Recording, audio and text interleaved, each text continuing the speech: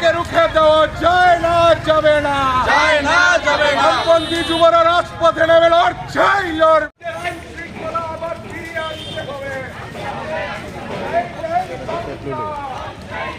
জিন্দাবাদ, জিন্দাবাদ, জিন্দাবাদ। ডিওয়াইএফআই দিচ্ছে না, ডিওয়াইএফআই ডাকে আজকের এই মিছিলে দলে দলে যোগ দেন।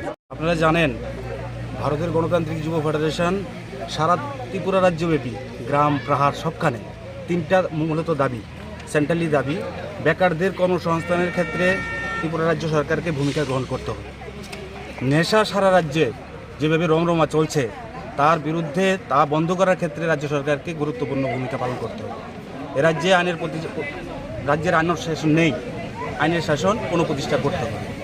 তার সঙ্গে আমাদের উত্তর আগরতলা অঞ্চল কমিটির পক্ষ থেকে তিনটা দাবি আরও যুক্ত করা হল।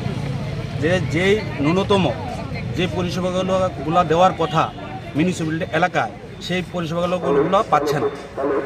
আমরা তিনটা দাবির মধ্যে আরও যোগ করছি যে 2F-এর মজুরি ন্যূনতম 150 দিন করতে হবে বৎসরে এবং 600 টাকা মজুরি করতে হবে।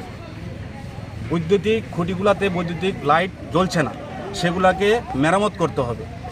এবং আমরা দেখছি যে এখন অবধি আমরা 5, 6, 7 নর্থ জোনের আন্ডারে সব জায়গায় পানীয় জলের বিশুদ্ধ পানীয় জল এখনও পৌঁছেনি।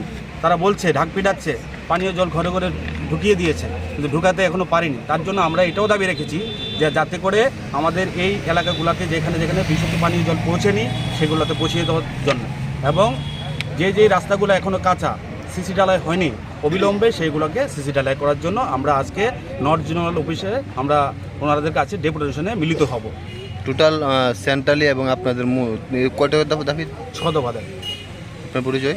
আমি বিশ্বজিৎ লোক, ডিওয়াইএফ উত্তর আগরতলা অঞ্চল কমিটির সম্পাদক। Thank you. এ রাকে প্রোগ্রাম লাগে মেকটান ছিল।